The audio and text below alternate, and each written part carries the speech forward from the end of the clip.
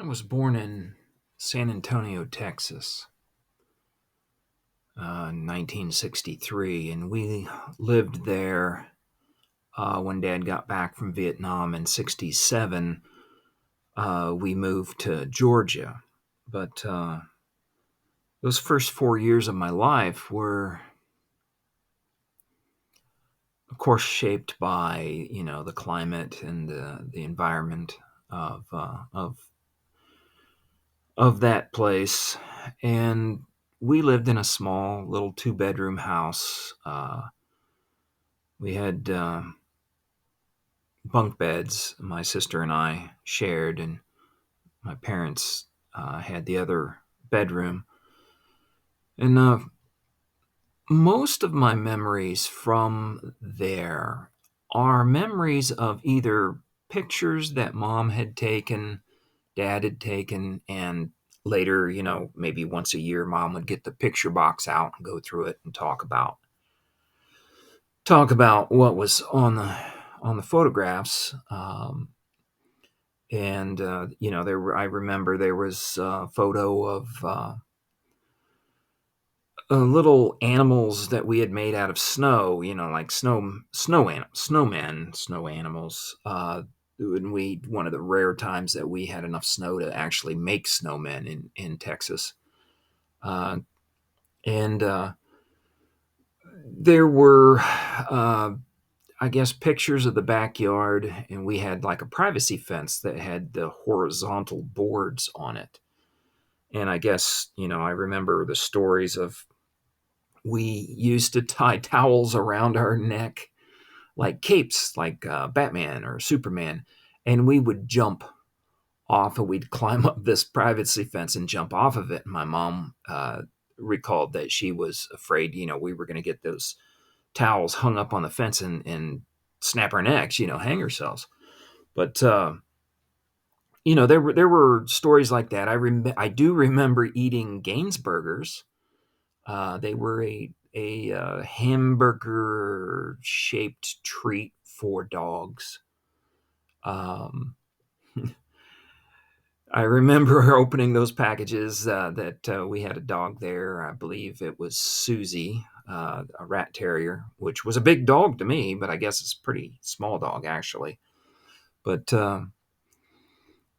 I ate those. I ate dog biscuits, the bone shaped biscuits. And I guess back then, and I may have told this story before, I don't recall, but back then, I think they were still uh, hunting whales and would make, they got them for their oil or whatever, but then their baleen, their bristles, for toothbrushes and stuff. But then the meat they would turn into dog food. So it's very possible that I ate some whale meat um, out of those dog biscuits, but who knows?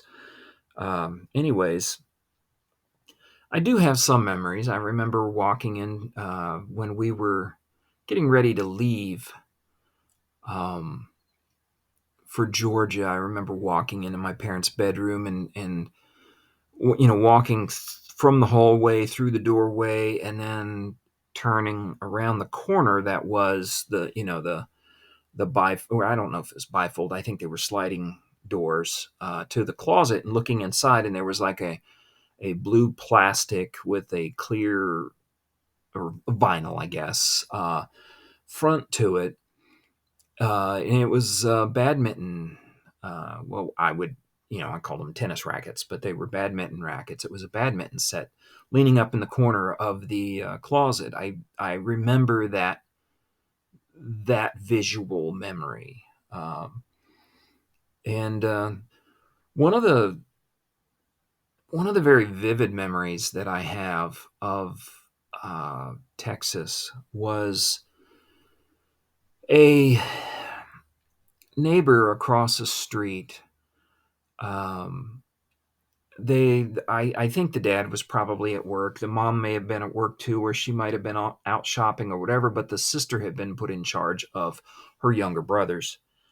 And while mom was gone, the sister's boyfriend had visited, and he was getting ready to leave. he drove, so I'm assuming he was of age to do that. And anyways, he got in his car to leave, and I guess the brothers, they were closer to my age. They might have been a little bit older, but not a lot older. And they didn't want him to leave, and they're like, "No, don't leave, don't leave, don't leave." And they grabbed a hold of the bumper, and he took off. He didn't know they were back there. Well, apparently they couldn't let go or didn't let go. He drug them on their bellies, uh, Texas weather, so they just had shorts on. There was no shirt, no shoes, that kind of thing. And he drug them on their bellies down to the corner of the road before he stopped. And they either, they're hollering or or they just let go. He was stopped, and then these boys, they had skinned the dickens out of their bellies. They were tore up. And what I remember specifically is not the memory of the details of the story as much. I mean, yes, but it was walking through their front door because she sent someone over, or somebody ran over and got my mom. Because she was like, she was the adult on duty, I guess, so to speak. But they got my mom, and she brought me with her because I was 3 or 4 years old. I mean, what was I going to do? Stay at home by myself, or with my sister, who was only a couple years older than me. So we went over there, and I remember walking through the front door, and the on either side of the front entry there were dining room table chairs, like the extra chairs that you would have if you had those leaves that you put in a table to, like, to like extend a table and make it bigger. The extra dining room chairs. And when you don't have those leaves in, what do you do with those chairs? Well, apparently they had them on either side of the front entrance to the house. And there was a boy sitting in each of them, and they had their arms over their bellies, like bent at the elbows and crossed across their bellies, like they were trying to hold their stomachs, but they weren't touching their skin because they were shredded, uh, strawberry, whatever you want to call it. They were tore up because they had literally been drug on their bellies all the way to the corner. And maybe it wasn't all that far, but it was far enough. And I remember, they were like, "Oh, mommy, mommy, I want my mommy." And I don't want to say it was traumatic. It was definitely memorable. Um, but of course, then the girl, the sister, was explaining, what had happened, and that's why I know the details of the story. Um, but yeah, it's a fairly vivid memory of my young life in Texas. One of those, 4-year-old or pre-4-year-old memories that I have of that place.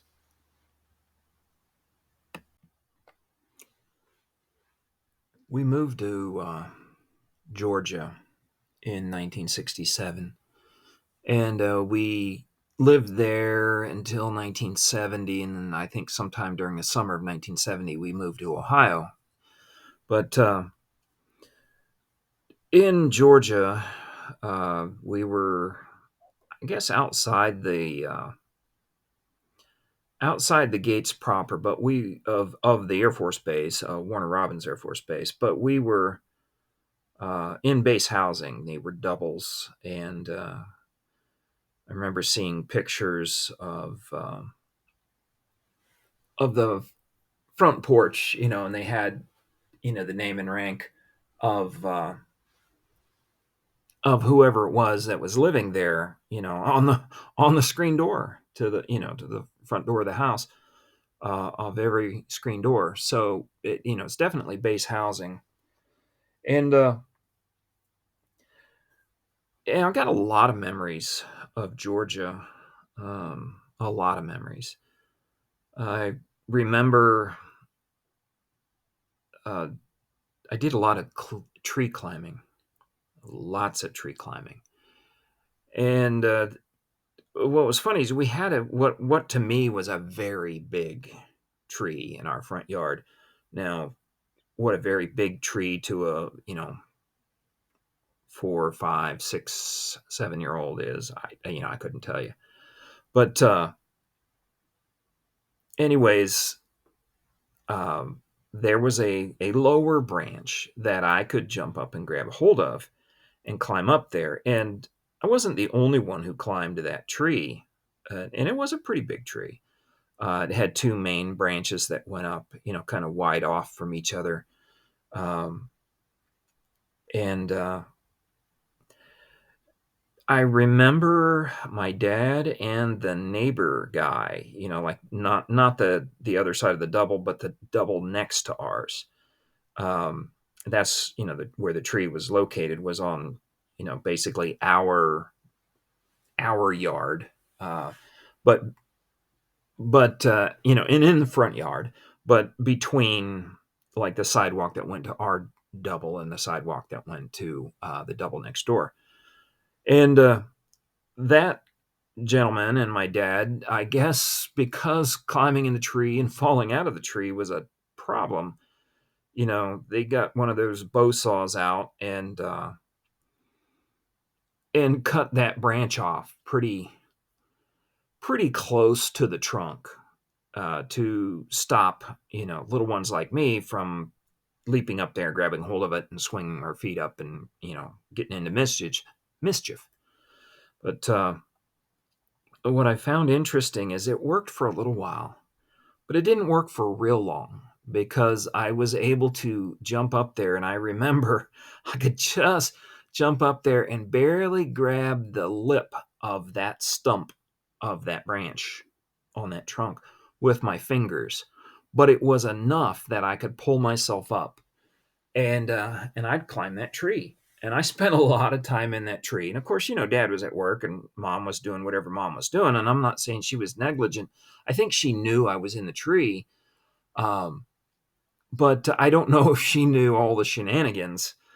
I literally climbed up the one, you know, there was two main trunks, like I said, and I climbed up the one side, and there were branches that went horizontally over towards the other trunk, and there were branches from the other trunk that were parallel, coming back towards the trunk that I was on, and they were just the right height that I could walk on one branch, and then right at about what would be shoulder level, I could hold on to another branch, and they like I said, they were running parallel, and I could kind of shimmy sideways, if you can imagine it, out, and I shimmy sideways out across there and over to a couple branches that were very nearly in the same location coming from the other trunk, and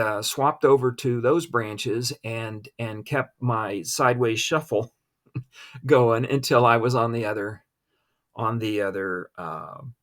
trunk. And I don't know how high up in the air I was. I'm pretty sure I was up there. Um, but I do remember, and it may not have been that exact time that I climbed up in the tree, but I do remember climbing up that tree and deciding I was going up. And I climbed up so high that I could see over the double, it was like a one-story ranch style double, and I could see over the double into the backyard, and my mom was hanging clothes out on the clothesline, and I was like, "Hi, mom. Hi, mommy. How you doing?" Like that, hollering at her and waving. And she looked up and she spotted me up in that tree, and she was like, "Robbie, you get down right now." And I guess she didn't realize I had climbed all that far up, but I was high enough up in the tree that I could see over the house and into the backyard. Um, so so I was just a regular monkey in those trees, and I remember uh, I was climbing a little tree in that neighbor that I'd spoken of earlier. Because people transferred in and out, so there was a high traffic there, and I don't remember if it was the same people or not. But I remember climbing up this tree that was really pretty spindly, even for a little guy like me. And I was hand over handing it, kind of going out uh, shimmying sideways out on a branch. Well, this branch broke, and down I came. And what happened was the branch broke, and the way that it broke, I was hanging on to it, and down it came, and it hit the ground. My hands were still attached. Of course, so my hands got smashed. My hands hit the ground, branch on top of them, and then I landed with my chest. I landed like prone on my chest on the branch, knocked the freaking wind out of me. And I mean, knocked the wind out of me. Of course, when you're that young, you think you're going to die. You don't think you're ever going to breathe again. And so, so there I was, gasping for breath. Couldn't get my lung function to work. And of course, the branch had cracked, and I slammed down, and people came out, and the neighbors were like gonna like try to get me in trouble for breaking their tree, breaking the branch out of their tree. And I think to the extent it was like my mom was like, yeah, don't you think this was punishment enough or whatever? But I do remember distinctly there was probably 3 times that I fell out of trees, and I remember the one time they were all gathered around me to see if I was okay. I think my dad might have been home at the time. And this was the big tree that I fell out of this time, and it was one of those things where I lost my grip or slipped or whatever, and I fell out and I landed on my back, and again knocked the wind out of me. And it was enough that it kind of, you get the wind knocked out of you 2 or 3 times. And I'm not saying that I was clumsy or anything like that. I was just, devil may care, climbing and swinging around on the trees like a dang Tarzan. And I want to say that it kind of the net result of all of those falls was to cure me of really wanting to be Tarzan. Um, but those were some memories that I had of Georgia. I do remember us walking over to, um, I'm not sure why we were doing it, but there was a group of us kids, us boys, I guess. There was, I want to say it was an abandoned house, but I don't think it really was. It was just very overgrown, and there's a lot of pine trees in Georgia. And this yard, like was basically a little woods. It was pine forest. And I remember climbing up the pine tree, and the thing about that was, it was real scratchy, going up through there because a lot of, little limbs and stuff that poke and stick you and everything, and all the needles and everything. But I remember it was like climbing a ladder because of how the growth pattern, how like every foot, you had a new bunch of branches that came out from, the year's growth. And I remember climbing pretty high up in that thing, but I also remember I think we kind of got chastised for spending time on that property, and I don't know if there was a person there or if it was abandoned or what it was, but I remember that was probably the only time I climbed that tree. And then there was another memory, and it's a little different. In this one, somebody was throwing away in the road behind ours because we had our doubles, and then there was our yard, and then there was kind of a green space, and there was in the middle of this green space was playground, then some more green space, and then the yards and the doubles to the next road behind us. And anyways, on this next road behind us, I was over there, and my best friend, Brett Bartley. Brett, if you ever hear this, hello. um, there was a like an above ground pool, and it would have been like a kiddie pool, but it was larger. It had like the corrugated metal sides and the like the vinyl bottom, and it was kind of like all coiled up, and and and was sitting there next to the road, like waiting for the trash man to come get it or something like that. But the sides were all coiled up, and the blue vinyl bottom was kind of gathered up, but it was on top, if that makes sense. It was like flipped over, and I remember crawling into that thing, 'cause it was like crawling into a tunnel, because the way that it was coiled. I remember crawling into that, and I got way up inside this thing, all the turning and twisting and everything to get in there, and then I had to go to the bathroom really badly, and I could not find my way out. I had to go really bad, and so finally, I guess I just pulled my drawers down the best I could, and took a leak there on my knees in this little labyrinth of discarded above ground pool corrugation, and I remember getting yelled at. So apparently, my mom wasn't too far away. Somebody yelled at me. I thought it was my mom, and I got in trouble for peeing onto the ground inside this dang discarded pool, and that was a strange little memory there. But yeah, climbing trees and getting in trouble with kiddie pools. In that same stretch of road there in front of Brett Bartley's house, um, we were over there for some reason. And I say we, I think mom was over. Maybe she was visiting with Mrs. Bartley or whatever. But there were some prickly pear cactus, cacti, whatever. I don't know exactly what you would call it, but the type that grow the flower on them, and they have the well, it's yeah, I think it's prickly pear. But anyways, they have the leaves with the clusters of needles in them. The really small, fine needles. And she had mentioned something about she liked that. So I guess like the next day or something like that, I was out there and I saw that thing, and I thought, well, I'm going to pull that up and take that to mom and give that to mom since she liked it so much. It's just growing on the side of the road. It's kind of like a volunteer type of thing. I don't think anybody planted it there.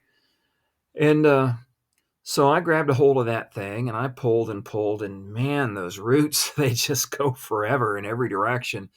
But I pulled and pulled and pulled and pulled on this thing, and I pulled it up and took it home to my mom. And of course, then after she got it into a pot and thanked me for it, then she got the tweezers out and started the ordeal of pulling all of those little needles out of my hands, and they were absolutely furry with needles. I don't know. You get an idea in your head when you're a kid.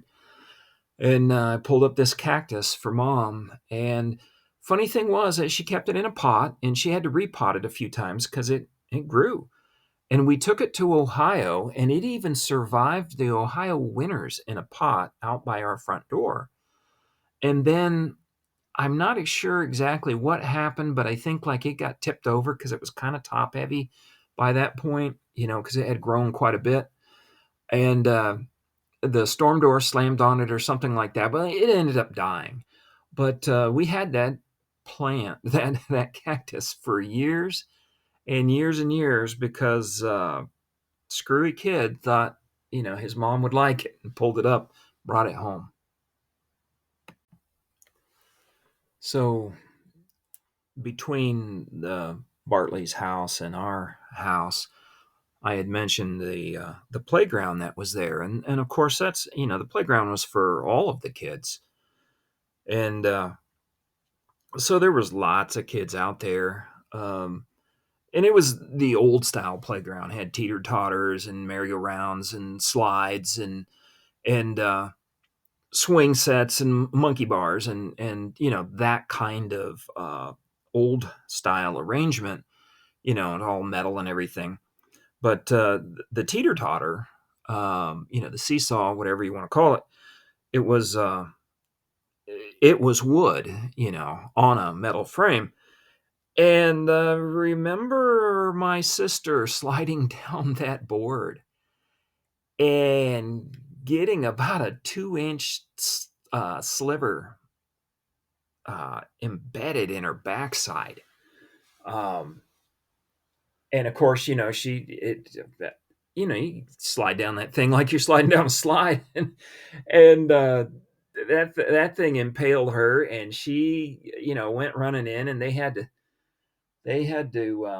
get that out of her butt cheek or back of her leg or wherever it was embedded. But I remember them holding it up. Whoever, I don't know if it was dad or mom that pulled it out, or one of the neighbor people, but whoever it was, I remember them holding it up with the like pliers or tweezers or whatever it was that they pulled it out with.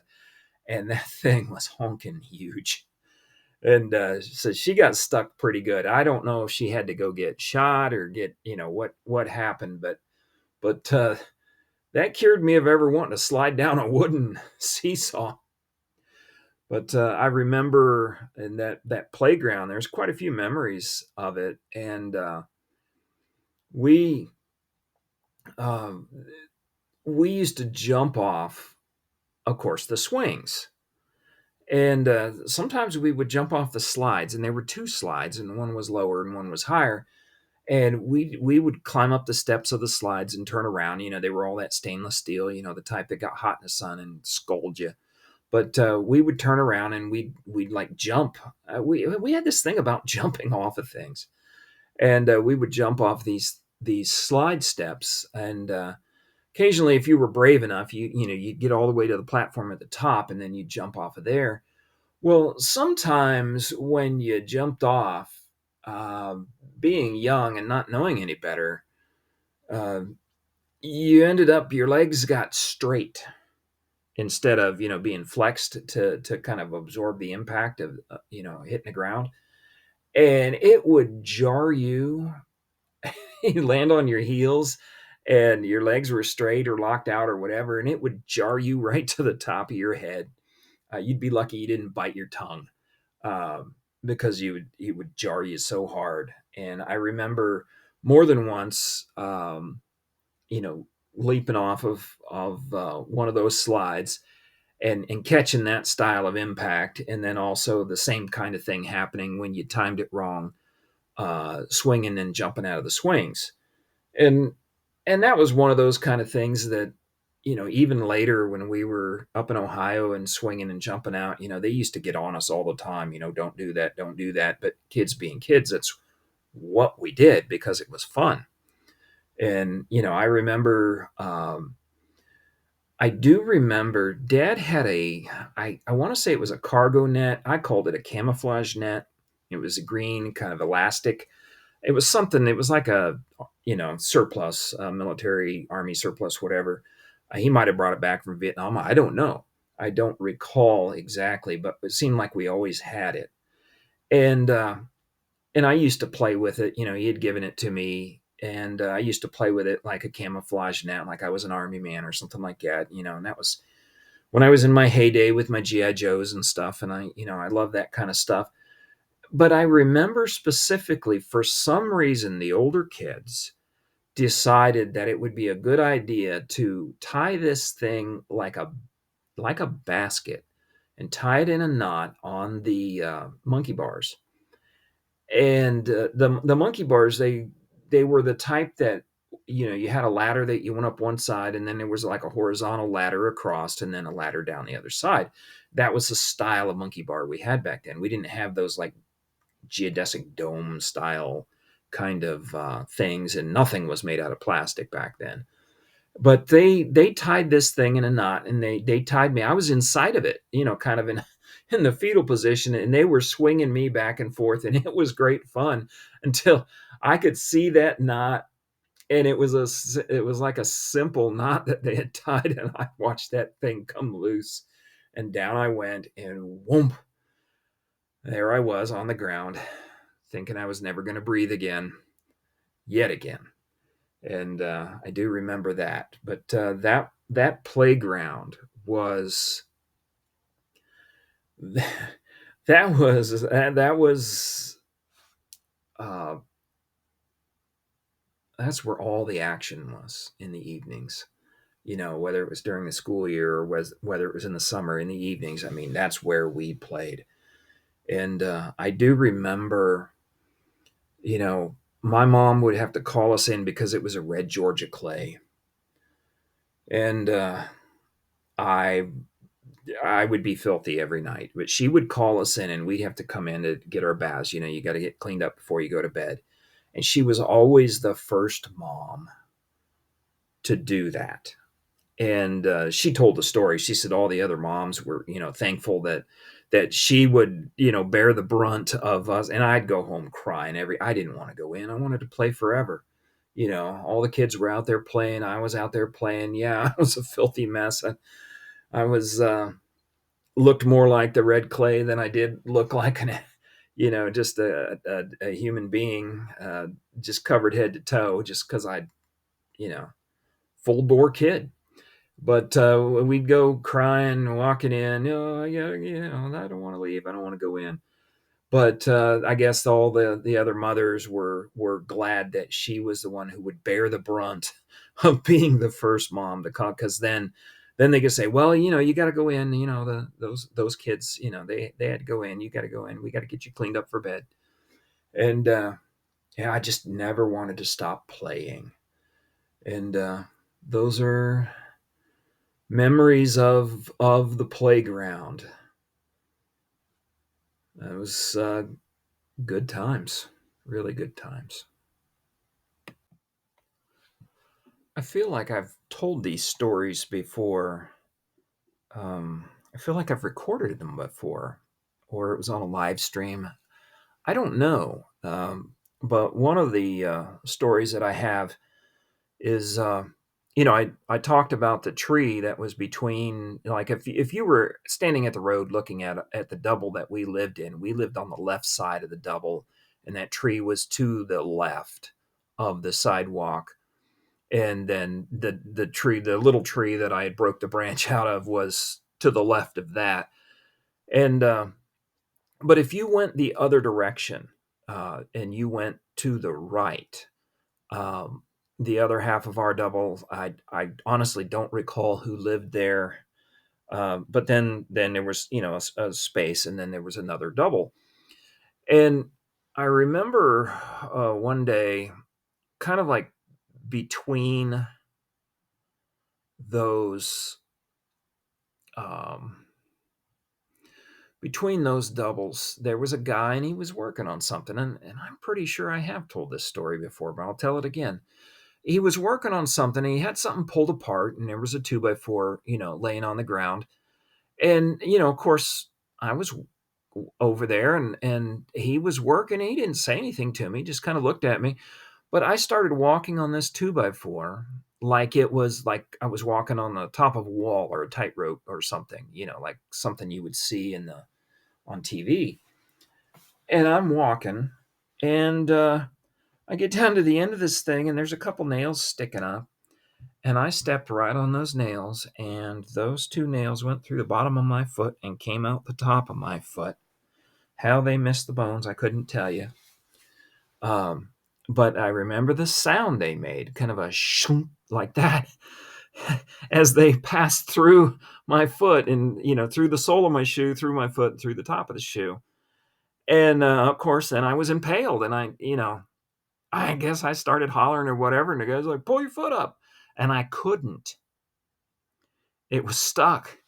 And so he comes over, he grabs a hold of me, puts his foot down on the board, and then pulls me up off of it. And he's mad at me because, I should have seen that and known better or whatever. And I don't know.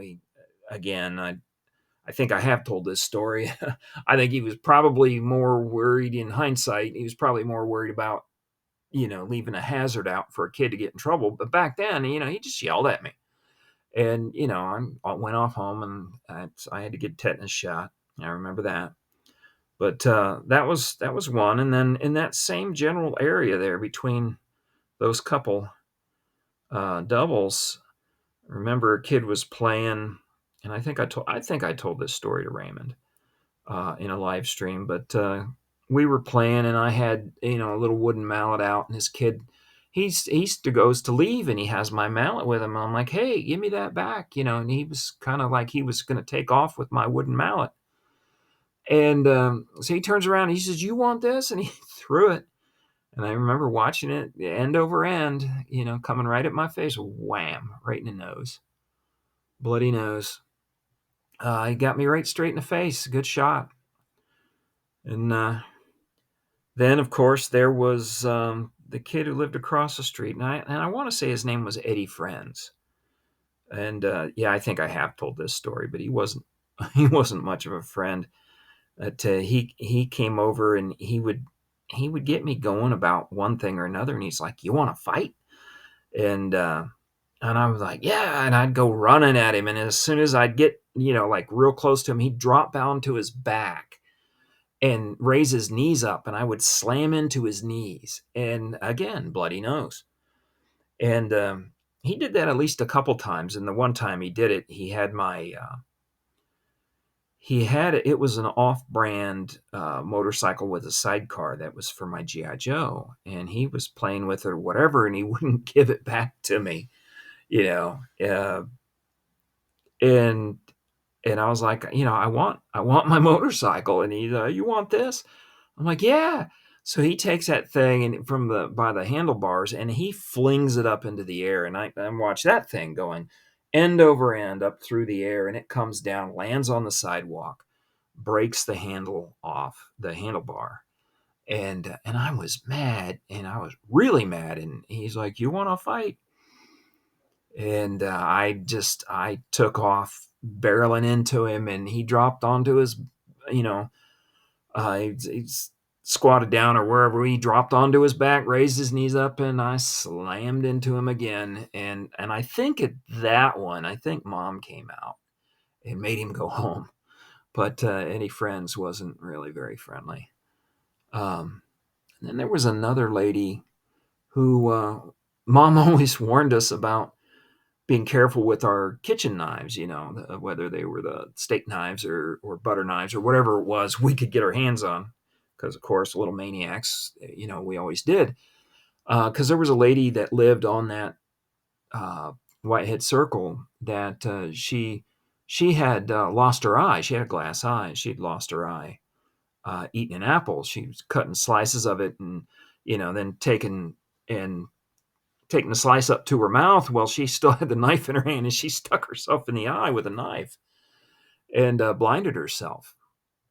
But that was yet another couple, two, three memories of Georgia, and it's funny because I didn't have that many memories of Texas, but I have all sorts of memories of Georgia, and I don't know if it was because I was older or exactly if my brain went into gear or exactly what happened, but I had lots and lots of memories of when I was young in Georgia. Back on the other side of our double, back over to the left as you're facing it, same double where I broke the branch out of the small tree. Um, there was apparently a family that lived there, and I remember it was a big deal. There was uh, I say it's an altercation. There was something going on. Um, the couple that lived there were fighting over something. I don't know. It was pretty bad, and I don't mean that they were physically fighting. I don't know that to be the case. I mean, they could have been, but I don't know.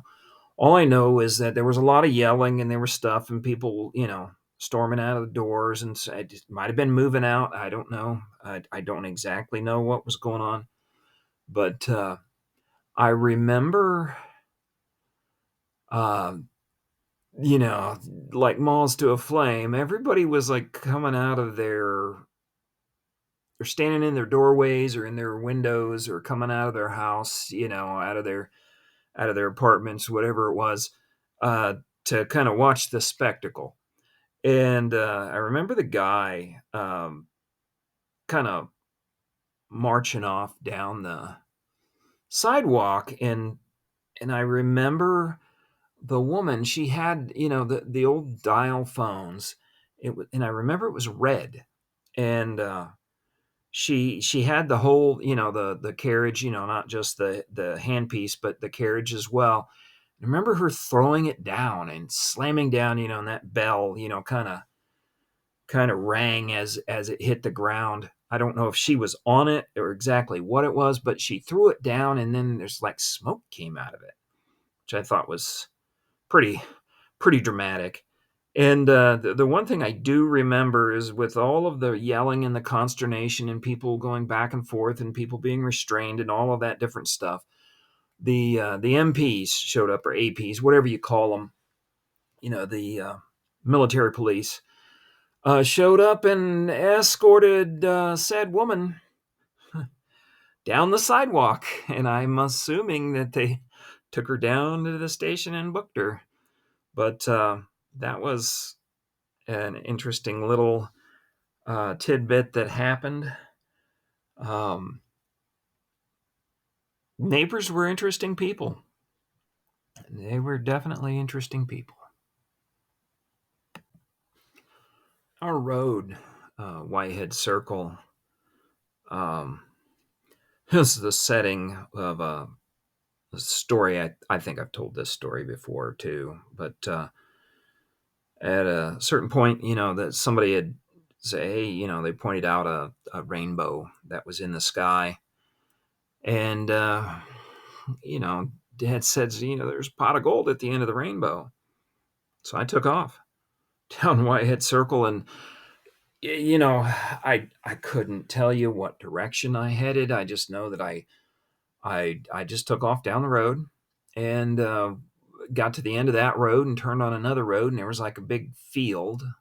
It's probably full of houses now, but there was a big field, and then there was a stand of woods, on in the distance, and I could see the where the rainbow came down in front of the woods, so I was sure that's where the gold was.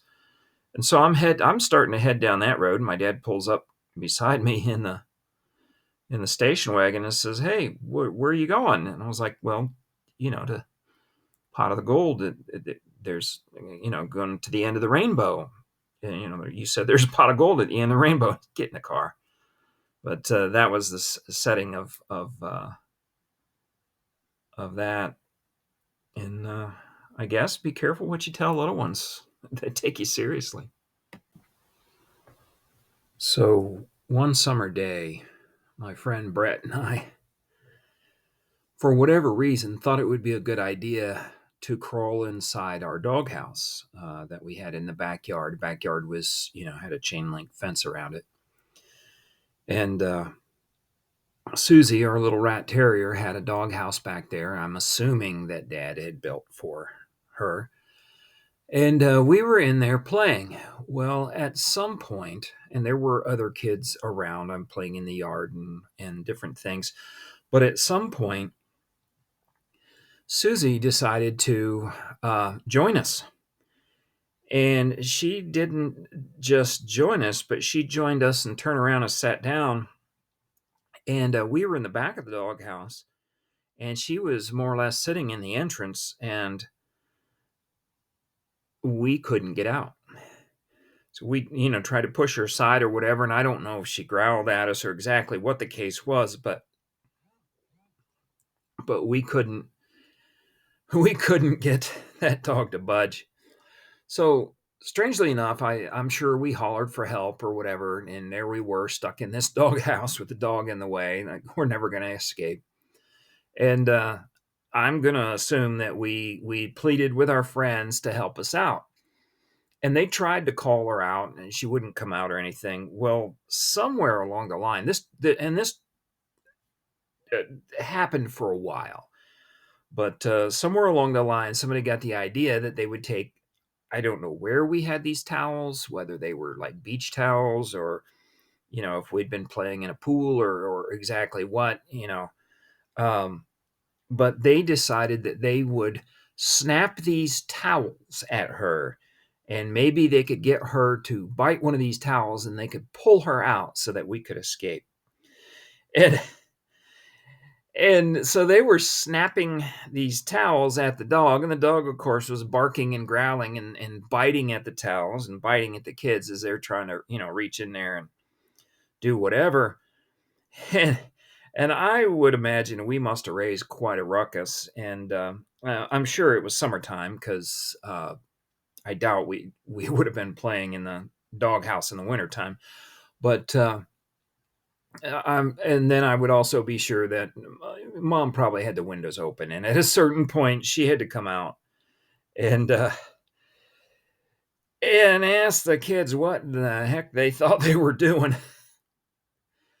and so she had to basically shoo them away from the entrance of the doghouse, and I don't know if she just reached in and got a hold of Susie by the collar and pulled her out, or if she coaxed her out, or called her out, or gave her a treat, or whatever. But mom got the dog out finally. We'd been in there for a while, and we extricated ourselves, crawled out, and I learned never to go in a doghouse when the dog is around. So, like they say, lesson learned. Now, I didn't know how old Susie was. I just know that one day I came home and Susie wasn't there anymore. And I asked, Mom, what, where was Susie? What had happened? And the gist of what she explained to me was that, there's whatever the case was, is they had to take her to the vet and put her down. And I do vividly remember upon the realization that she died, didn't just die, but that she had been killed, because in my mind, that's what, you know, call it what you want, you know, that's what had happened. I remember running and burying my face in the couch cushions of the couch we had at the time. And that was my first memory of having to deal with death. Um, Susie was no more. And I remember crying. I remember being pretty upset about it. And I'm sure, I was probably, it was explained to me, that whatever was wrong, or, I don't know if she was old and decrepit, I don't know. I know she was a pretty high strung dog. I guess rat terriers are. Um, Maybe she had got sick. I don't, those details escape me. I don't think, if it was explained to me, I don't remember. But that was my first recollection of having to deal with death. And um, it actually bothered me quite a bit. Quite a bit. Quite a bit.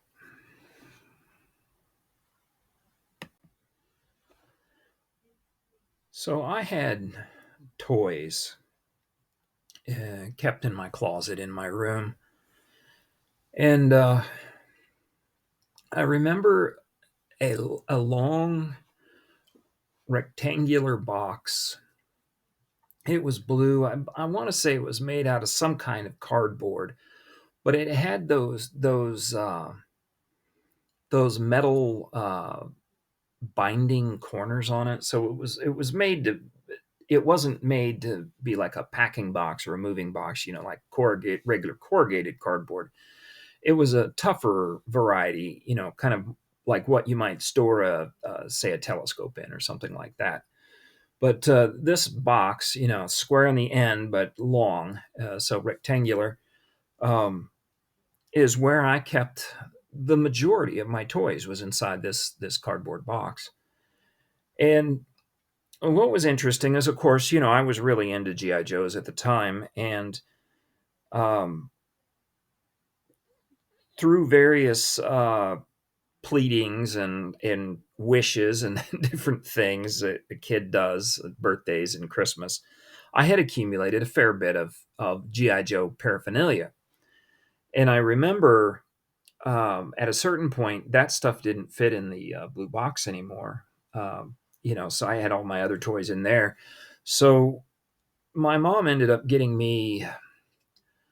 I want to call it like a satchel. Um, it was I don't remember what they you actually call those bags, but it had a flat bottom on it, with the little studs on the bottom, that like would sit on the ground. And then it was like a half moon shape, and it had handles that came up off of that and had a big long zipper. And that's what I kept my GI Joe stuff in. And for the most part, I played with my GI Joe stuff indoors, because the toys were really kind of the thing that you did when it was cold or wet, something like that. You played with those indoors, but when you're outside, you were on the monkey bars or the swing set or, you know, one of those things, the merry-go-round. And so you were busy outside playing, you played ball or whatever. Um, but I remember specifically taking my GI Joes out once. And what was interesting was, I always say what was interesting to me, anyways. What was interesting was about once a year, it seemed like I would go through all of my stuff and do like a visual check. And it wasn't like I made a list or kept a list. I had like an inventory, a visual inventory in my head of everything that I had. And I could look at something and I wouldn't have to count it. I would know if they were all there or not. And I remember taking the satchel outside to play with my GI Joes, and I played with them in the grass. And of course, in the grass and the red Georgia clay, you got the grenades and the pistols and the hats and just all the different stuff that comes um, with those toys. And I remember, having to gather all that stuff up and take it back inside. And I don't remember if anybody played with me or not. I seem to remember there being other kids there, which there were always other kids around. Um, but I remember like being one grenade short,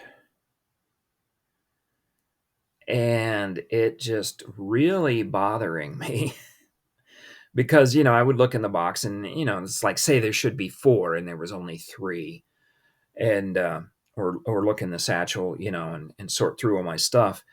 And I was always pretty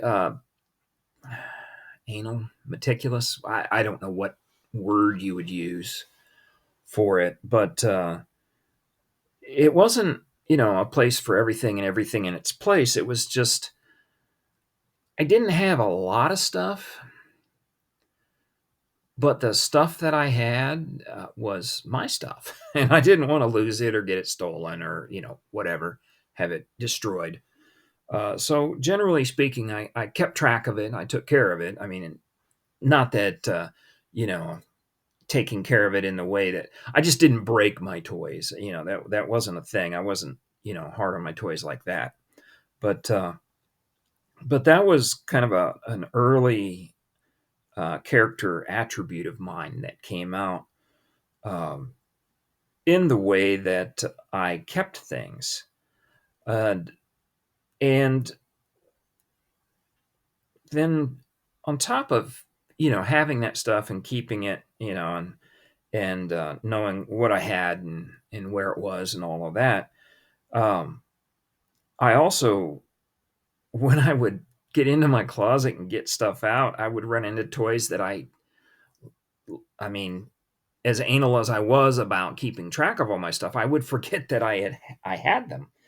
And when I would go through the closet, through that box or through that satchel, I it was like meeting old friends. And I would pull out, these toys that I hadn't seen in months, maybe since the last time that I had gone through my closet. And it was like meeting an old friend, and I would get it out and I would, reacquaint myself with it and play with it and stuff like that. Because I was pretty sentimental that way. Um, not only were they old friends, but I felt sorry for them that they had not been played with. And kind of strange, but I think I'm still that way. Certainly, these aren't all the memories that I have of the 60s, but it's a number of them. I'm not going to say it's even the majority of them, but it's a good amount. Um, I did watch the moon landing, at the neighbor's house, the Bartleys, because they had a color TV, and I guess it was broadcast in black and white. We watched the Green Hornet over there. I remember his brother Doug pulling a cord out of the socket, and he grabbed it by the wire and pulled it. Well, there was a bare spot in the wire, and he got shocked. I remember sticking a fingernail file in an outlet and getting knocked on my butt. This is all stuff that happened in the 60s in Georgia. Um, I remember tying my shoe for the first time in the back of the VW Beetle. I remember my mom taking us all someplace. I have no idea where. Maybe to the pool, maybe to the ice cream place. I don't know. But a bunch of us piling into that car. I remember crawling into the back because I could fit in that little luggage compartment, behind the back seat. Um, More tree memories. Definitely, I think I talked about mom giving me an old broken, well, it was like a juice lid. Well, it was a juice container that you poured, and it had a little snap cap on the lid, and something about the lid was broken. And she gave that to me because I was going to catch things in it. And I went out and caught this great big bug, and it was buzzing around hard and scared me. And I dropped it. And when I dropped it, the lid popped off of it, because I had slapped the lid over it. And it flew away. And then years later, realizing I had caught a hummingbird. I've told that story before.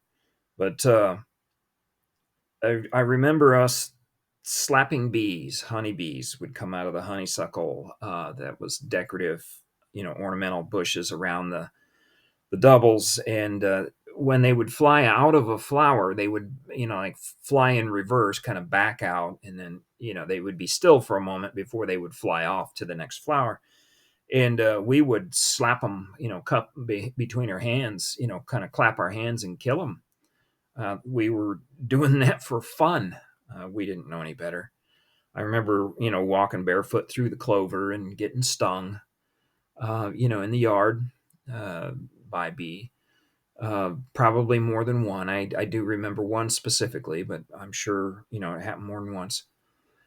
Um, just, I remember a lot of things. I remember learning how to ride my bike. I remember riding my bike on the road with a bunch of other kids. And, that my bike, me swerving and getting hung up with another bike, and our bikes were kind of locked together for a little bit, and then us being able to like get apart from each other, and neither one of us go down and not have a pileup since we were in a big gaggle of bikes, and it's pretty remarkable for a kid who had just learned how to ride his bike. Um, had a banana seat on that bike, and there was no gears. It was one of those short framed bikes. Um, Kind of pre BMX. BMX hadn't been invented yet. Um, but yeah, I remember learning how to ride my bike in the field back there, just past where the playground was, the grass. I remember, the community gardens, and, how my parents grew the garden, and then somebody came in, like the night before they were going to harvest, and stole all their crops, that kind of thing. So, all sorts of memories of the 60s. I'm told a story about the little hippie suit that I had my mom prepare for me so I could be a little hippie. Um, and, you know, that everybody else remembers the 60s much differently than I do. I just I was a kid. I wasn't concerned. I wasn't coming of age. I was what 6 years old when when it 1970 rolled around. Six and a half, whatever, heading towards seven. Um, the turmoil, the all of the stuff that was going on, the culture wars and just everything else that was the 60s, that everybody thinks of as the 60s. It wasn't a thing. Not in my world. Not in the world I inhabited. If there was anything beyond the moon landing, I don't remember other news. I mean, I did talk about how when I was really little, mom said that I would go and stand in front of the TV when Vietnam War was on, but that's because dad was over there. Um, I didn't. I remember seeing it must have been a rerun. Well, maybe it wasn't. Maybe it wasn't. But I remember seeing part of an episode of Star Trek. It was playing on the TV, and my friend and I were playing, and it was on. We stopped enough to watch it, and they were all sitting in the shuttle, the Galileo shuttle, and there was smoke in there, and everybody was coughing and hacking, and Spock was fine. And they were like, why isn't that bothering you? And he's like, as you like to say, doctor, my green blood, blah blah blah. The smoke wasn't reacting with his copper based blood system or something. I remember that. So maybe that was 1969. I think that series started in 66 and lasted to 69.